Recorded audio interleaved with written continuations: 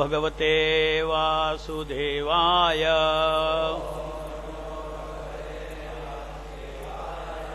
Reading from Srimad Bhagavatam, 3rd Canto, Chapter 14, text number 49. Alampataha shilodaro gunakaro Rishtaha parardhya vetito dukiteshu Abhuta shatrur jagata shokaharta Naidhagikam tapam ivodhurajaha.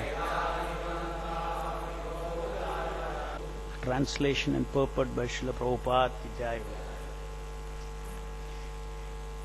He will be a virtuously qualified reservoir of all good qualities. He will be jolly and happy in others' happiness, distressed in others' distress, and will have no enemies.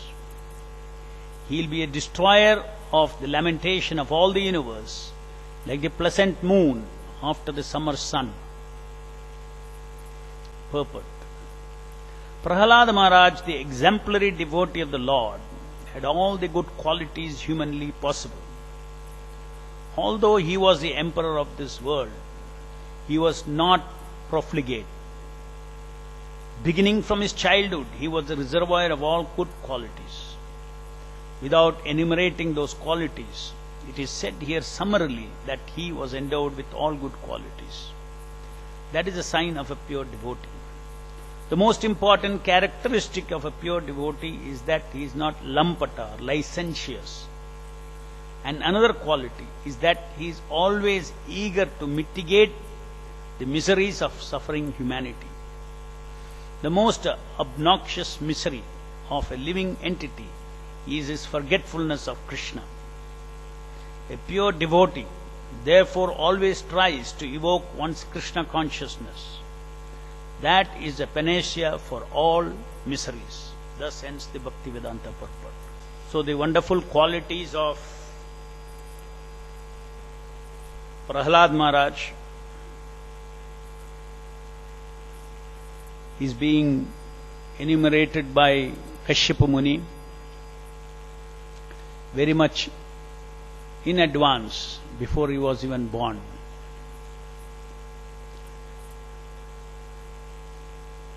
It is said here that he will be a virtuously qualified reservoir of all good qualities. He will be jolly and happy in others' happiness, distressed in others' distress, and will have no enemies. He will be a destroyer of lamentation of all the universes, like the pleasant moon after the summer sun. So Prahlad Maharaj, though he was a small boy, he picked up Krishna consciousness actually from within the womb of his mother, hearing about all these things from Vyasadeva, about the transcendental Lord and his qualities and the spiritual world and the material world. So Prahlad Maharaj was fortunate to get this knowledge which is so valuable.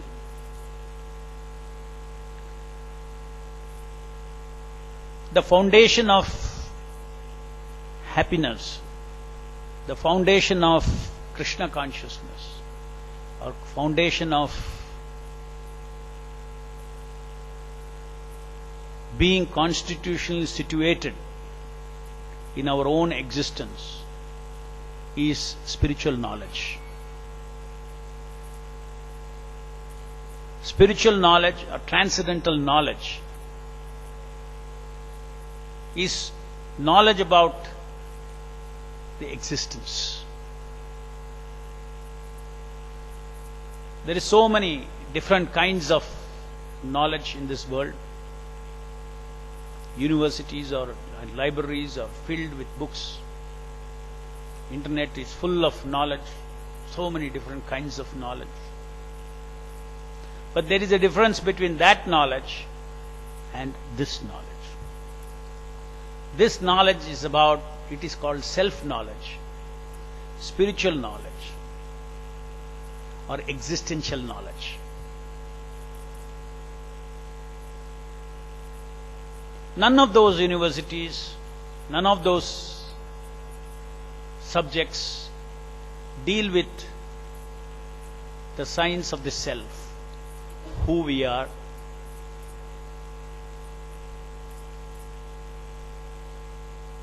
why we are here, what is this inevitable birth everybody has to face, what is this inevitable death that everybody has to face, what is this old age that everyone has to go through without any choice. What are these laws? Who made these laws?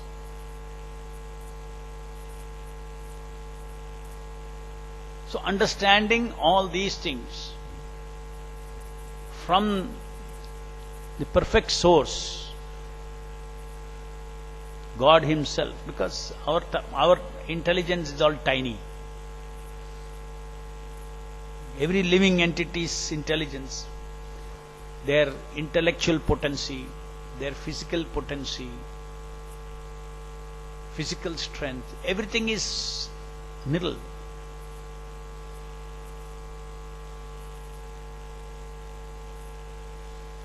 But the Lord is reservoir of all these things. He is a reservoir of all intelligence. He is a reservoir of all beauty. He is a reservoir of all knowledge, etc.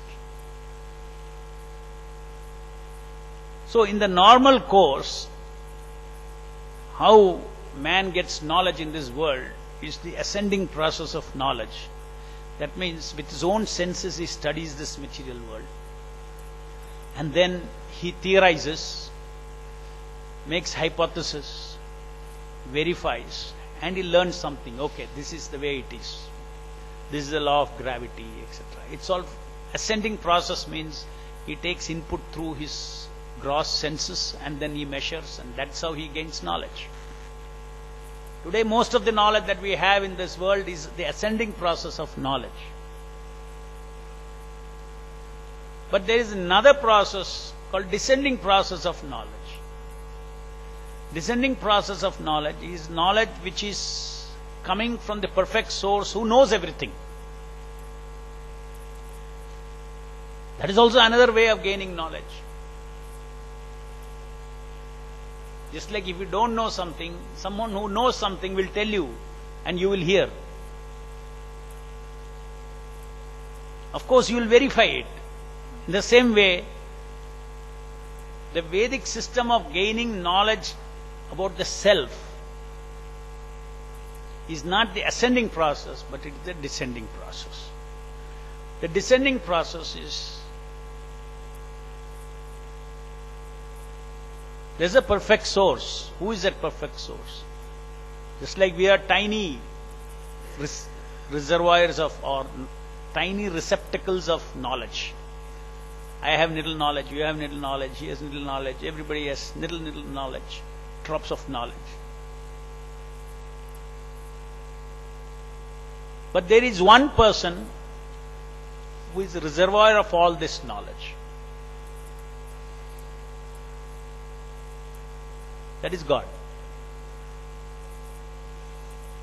So to get that knowledge about self from Him, that who I am, all these things, this is all the Vedic knowledge, scriptures, shastras, descended down. And then just like we learn something in our school, we first read the textbook, the hydrogen plus oxygen is water. Then you go to the laboratory and according to temperature, pressure, all the conditions mentioned, you mix 2 atoms of hydrogen and 1 atom of oxygen, and then you get the evidence that it is equal to water. You learn, yeah, it's true. But even that begins by first having some faith in the person who wrote the textbook. Is it not? So in the same way, we need to have faith first before you verify something. You need to have first faith. How do you ascertain, how do you say, how do we determine whether to have faith in this or not? For that, naturally, you look into the credentials. Oh, which is a layman has not written this chemistry textbook. Some professor has written. His qualification is written. Oh, this recognized by the university. So in the same way, identical system is there in the Vedic understanding.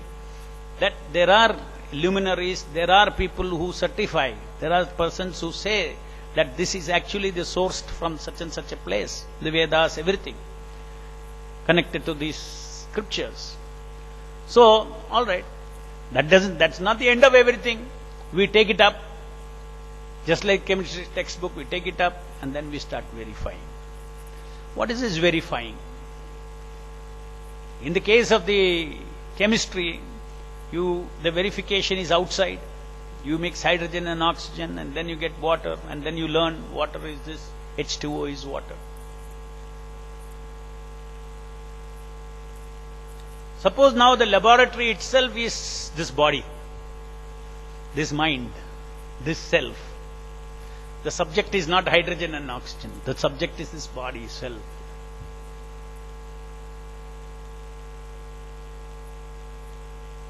Then naturally, if you have to verify, then you have to subject your mind, body, everything to certain regulations. Then you will find the evidence.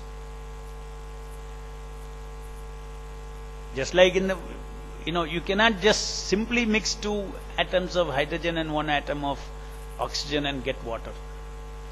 There is pressure, there is condition. You have to scientifically do it, isn't it? In the same way, the scriptures are given the conditions scientifically how actually one can experience one's true self beyond this body. The self is beyond this body.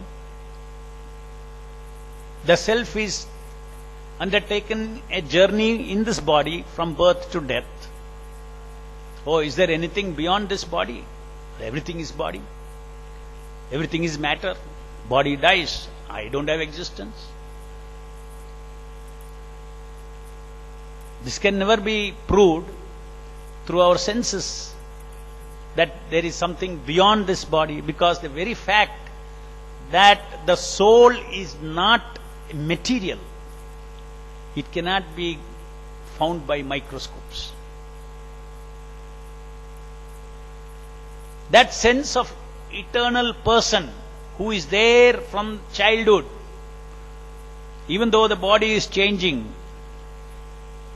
to middle boyhood, youth, old age, still, even though the body is completely changing, you still consider, I am the same person. Why? That is the soul. That is the self, the unchanging self.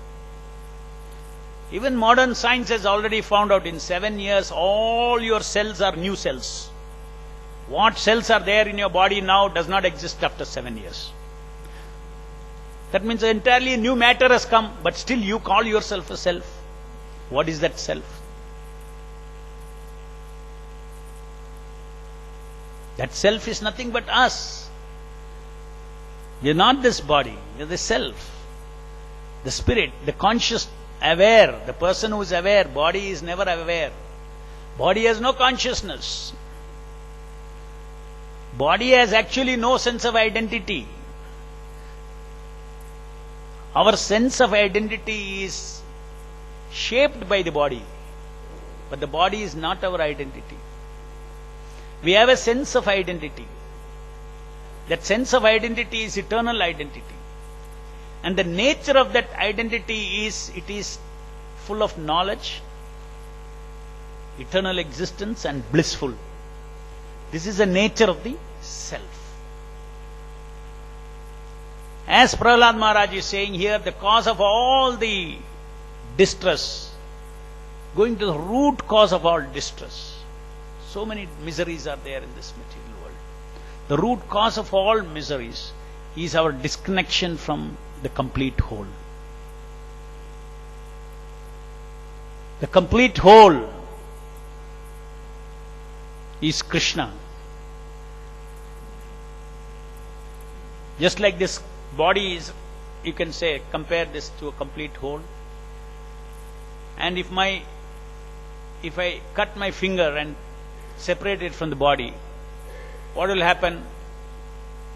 That piece will start rotting. Why? Because it's disconnected. In the same way, in this world, we are all disconnected from God. If you get connected back, there is no shortage of anything. Why? Because if you take that finger, put it back, tie it, band-aid, you will see in few days, blood will start circulating and it will become healthy. In the same way, each one of our soul needs the blood of Sattva, Chitta and Ananda.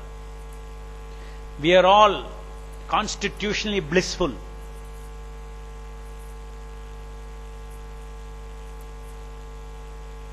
We are all constitutionally of a serving mood, not exploiting mood. Exploiting mood means selfish. Serving means sharing. It's a bigger principle. That sharing principle can go from serving the, suffering humanity to it can broaden and broaden and broaden. And finally, when it comes to surrender and service to the Supreme Lord, His wish and will, that is when one situates himself in complete peace,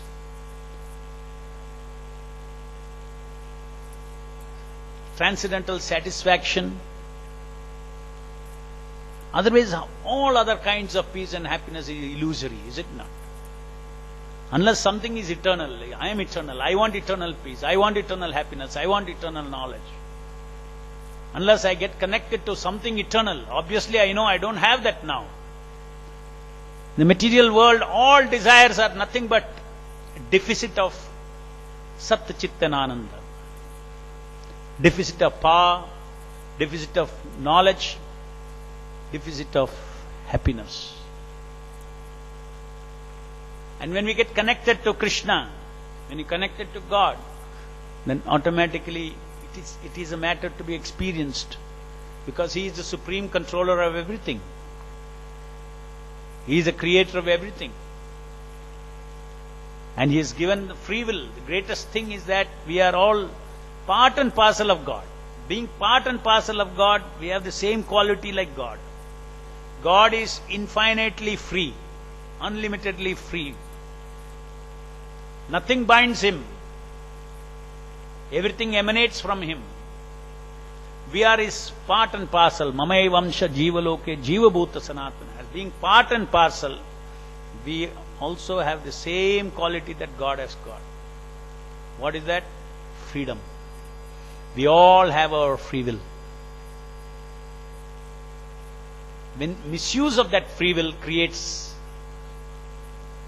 miseries in this world, then one would say, why God created free will?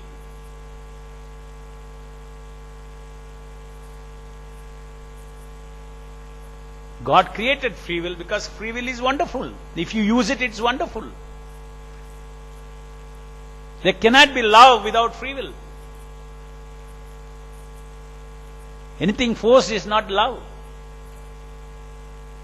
So God does not want a relationship which is not of love. Okay. He's created. You can go on your trip of self-love. Use the entire existence, universe, everything for your happiness, for your pleasure, for your thing. Try it. As per that's law of karma. He created that law of karma. So the most valuable and the most wonderful thing in existence is a living entity and is free will. And that free will, when it is engaged in loving God, in loving relationship, with loving the complete whole, automatically we love every part. Just like we pour water in the root of a tree, water goes to the entire tree. So in the same manner, when we establish our connection with God. Krishna. Krishna is not some sectarian Hindu god. The Shastras don't present Krishna in that manner. Krishna Sarvaloka Maheshwaram, Suhurdam Sarvabhutanam, friend of all living entities. Then say, okay, it's some Hindu god. No, it's Krishna is Hindu god is. These are all different limitation that is put upon God. What does Shastra say? Who is Krishna?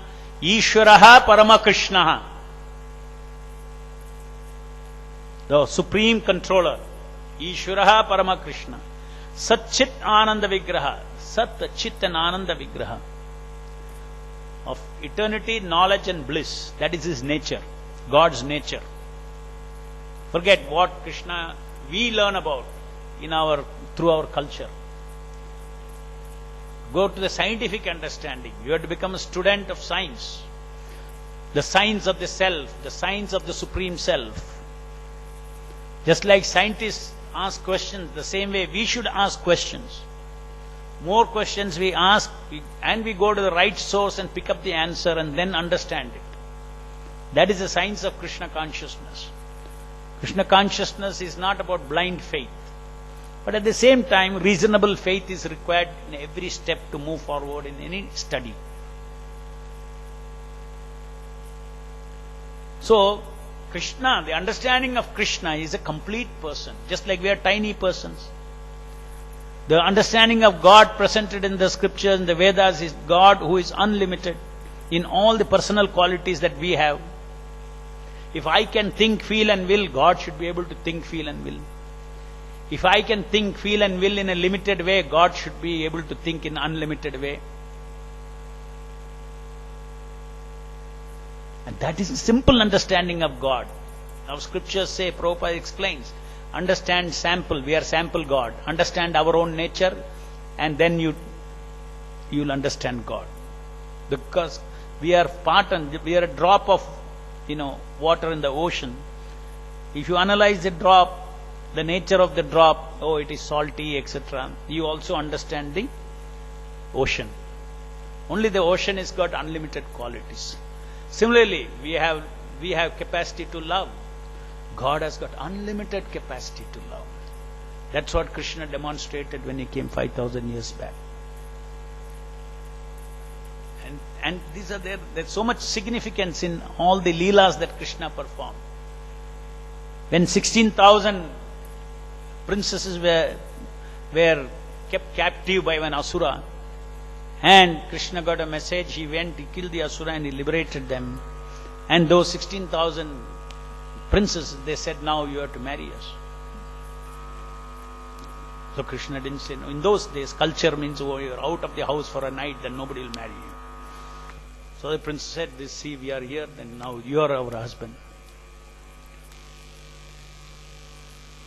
What did Krishna do? He did not say, no, I cannot.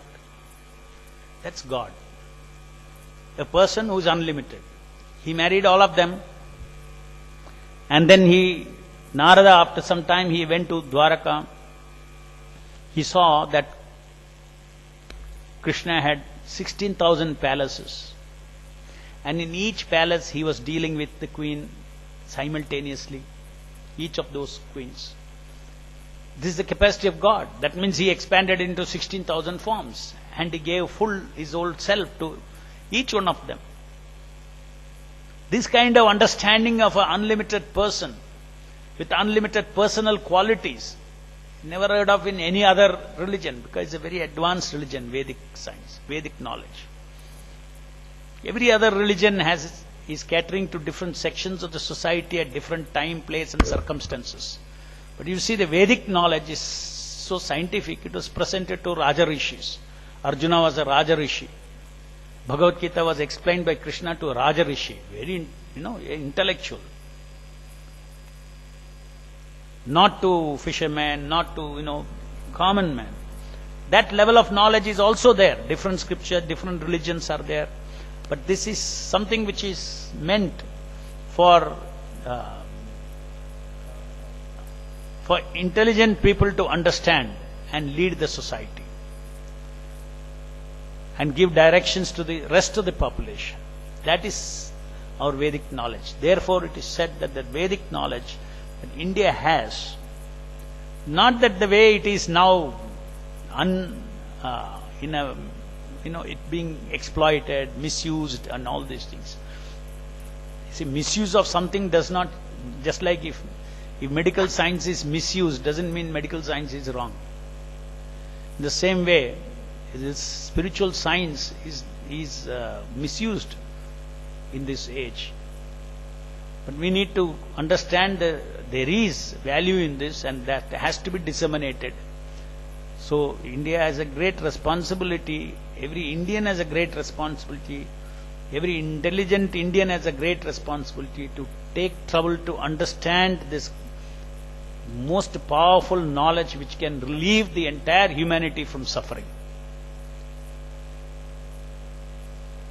Unless one understands this science of the self, then one is always short-circuiting his life. I told you, just like you cut the finger is separated from, then it will sit and rot. So therefore, we are always having a life of complete deficit in this material world, everybody. There is a life where there is actually only positive desires. There is no desires to fill your deficit. There is a life of spiritual life, which is life of positive desires. How to create, how to expand everything. That is wonderful Krishna consciousness. So that is what here Prahlad Maharaj's great quality is, that he was able to give Krishna consciousness to everyone who came, who of course he became a king, and anyone under his, every subject under that king was having that opulence of being connected to the complete and experiencing that Krishna consciousness of being constitutionally situated. We are right now like a fish out of the water. Fish will never be happy outside the water. It has a constitutional position in the water. Its constitutional position is to be in the water. Similarly, the constitutional position of that soul beyond this body that we have is actually to be with the Lord, to be in association with the Lord, to serve the Lord. And the Lord is unlimited. The type of service that He has is unlimited, varieties and varieties. And it's so wonderful to be connected to the Supreme Lord and engage in His loving service. And that is what Krishna consciousness is all about. The person who serves also enjoys his constitutional bliss, eternal bliss, a bliss beyond birth, death, everything. Jai Grandaraj Srimad Bhagavatam ki jai. Jagat Guru Srila Prabhupada.